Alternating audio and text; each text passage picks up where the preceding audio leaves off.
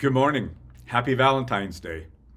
Morbidly, I'm sharing with you an essay I call Fumes: The Distance Between the Profit and the Consequence.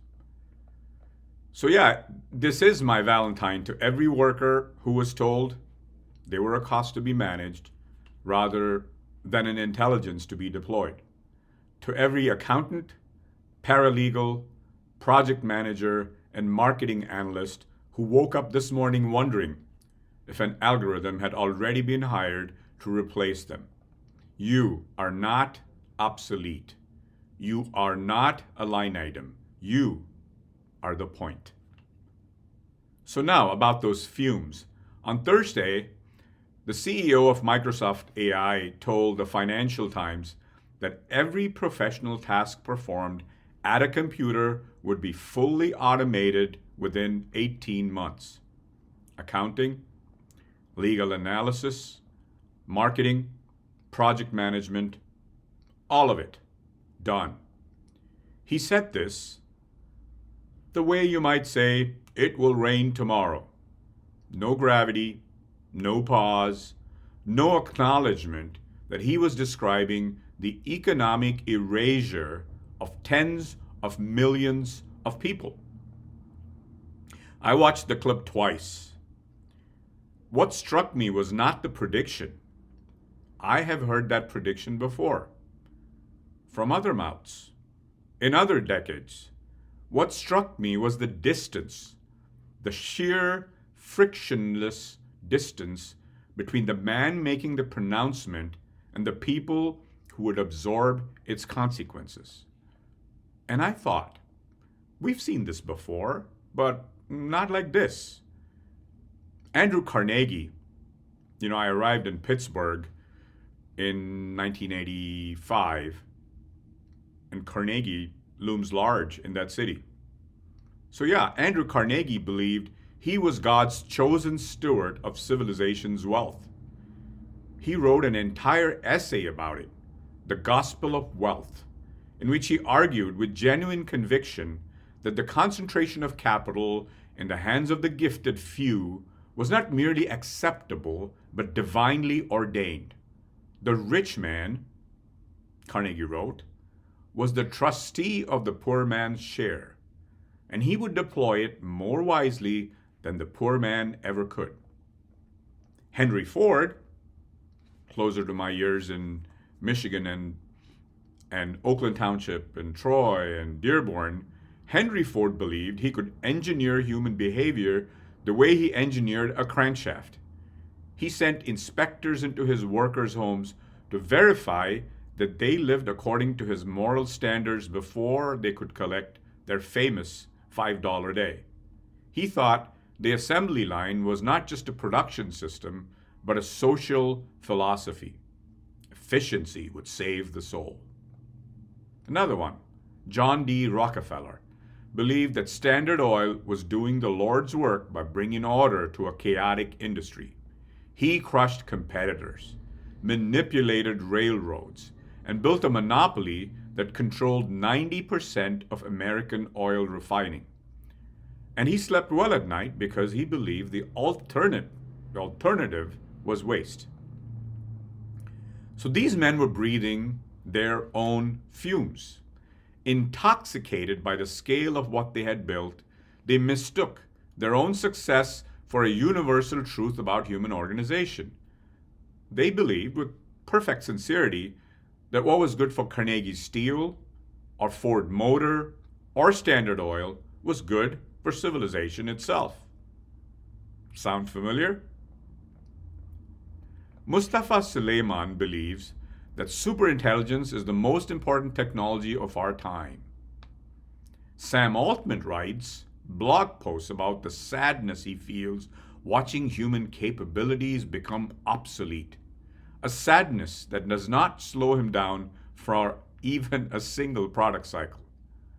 Elon Musk says artificial general intelligence will arrive this year, casually at Davos, the way you might announce a product launch. Dario Amodei warns that half of all entry-level white-collar jobs could vanish. And then his company releases the agentic AI tools that would make that vanishing possible. These men are also breathing their own fumes. They've built extraordinary things. The technology is real and in many applications genuinely useful. I use it every day. But they've made the same error Carnegie made, and Ford made, and Rockefeller made. They have confused the power of their instrument with the wisdom to govern its consequences. The difference is not the arrogance, that is ancient. The difference is three things that have changed between the Gilded Age. I have to confess, I love the recent HBO series by that name of that time. So the difference is three things that have changed between the Gilded Age and the AI age, and each one makes the consequences worse. So the first difference is the disappearance of physical friction. When Henry Ford built the River Rouge complex, he needed 100,000 workers to show up every single day. 100,000 people with bodies that got tired and opinions that got loud and families that needed feeding. That dependency was a constraint on Ford's power. However much he despised unions, however much he sent his goons to beat organizers on the overpass in Dearborn, he needed those bodies on the line. And those bodies knew it. The physical reality of industrial production created a negotiating surface between capital and labor. It was ugly, violent, adversarial, but it was real. Ford could not simply announce that his workers were obsolete and make it so. The crankshafts still needed hands. Suleiman has no such constraint. Software scales without bodies. When he tells the Financial Times that accounting will be automated in 18 months, he's not speaking to a workforce he depends on. He is speaking over them. The displacement he describes is abstract, distributed, invisible, a hiring freeze in one city, a contractor not renewed in another, a training budget quietly zeroed out in a third. No picket line, no overpass, no negotiation, just a slow statistical erasure that never coalesces into a confrontation because there's no single factory gate to stand in front of. The old moguls needed labor. The new ones are selling its elimination. So after the first difference of physical friction, the second is the collapse of proximity. Carnegie lived in New York, but his steel mills were in Homestead, Pennsylvania. And when his workers went on strike in 1892, the violence happened close enough to touch his reputation. He was in Scotland when the Pinkertons opened fire, and the cowardice of that distance haunted him for the rest of his life. The newspapers made sure of it. Carnegie could not escape the physical reality of what his decisions had produced, because the consequences happened in a place with a name, to people with faces, in an era when proximity still connected cause to effect. Ford drove through Dearborn. He saw his workers. He built them a hospital, a school, a village, paternalistic, controlling, but rooted in the inescapable fact that the people who made his fortune lived within the radius of his daily life. He could look away. He often did. But the option to look was always there. And sometimes, reluctantly, belatedly, he took it. Suleiman will never meet the accountant in Columbus who does not get hired next quarter because her firm's CFO watched his interview and decided to wait. He will never know the name of the paralegal in Phoenix whose position was eliminated not by AI, but by the anticipation of AI that his prediction accelerated. The distance between profit and the consequence has never been greater. It is not that these men do not care. Some of them clearly do. It is that the system they operate within is designed so that they never have to see what their words set in motion. The fumes they breathe are odorless. The damage is downwind.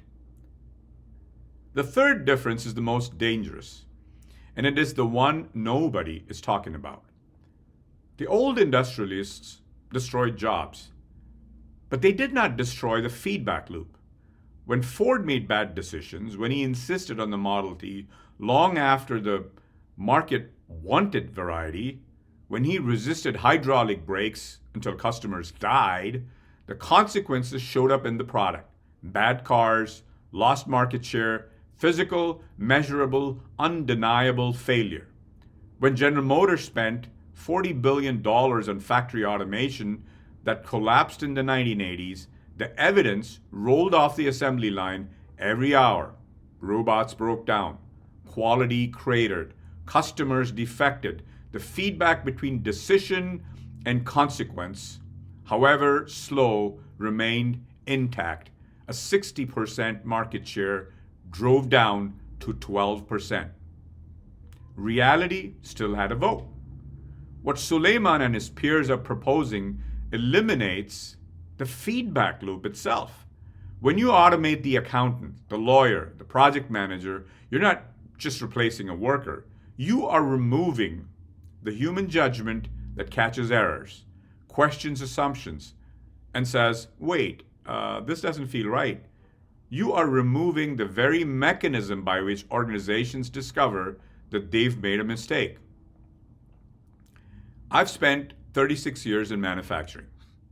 I watched Toyota build the most valuable car company on earth by giving every worker the authority to stop the production line when they saw a problem, by treating human judgment as the ultimate quality system. And I watched General Motors go bankrupt doing what Suleiman now recommends to the entire knowledge economy. The fumes smelled the same both times. Inevitability, progress, the irresistible logic of technology. The only difference was that in a car factory, when the robot drops the engine block, everyone hears it. In a digital economy, when the AI hallucinates a legal brief or miscalculates a financial model, it might be months before anyone notices.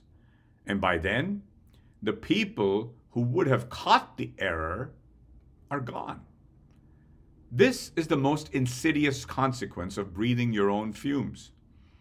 You're not just intoxicated by your technology, you are using it to remove the instruments that would tell you that the air is poison. Was it always this way? Were the best always chasing riches while the rest absorbed the cost? Yes. Substantially, yes. Carnegie and Ford and Rockefeller were not more virtuous than Suleiman and Altman and Musk. But they were constrained by physics, by proximity, by the stubborn materiality of an economy that still required human hands.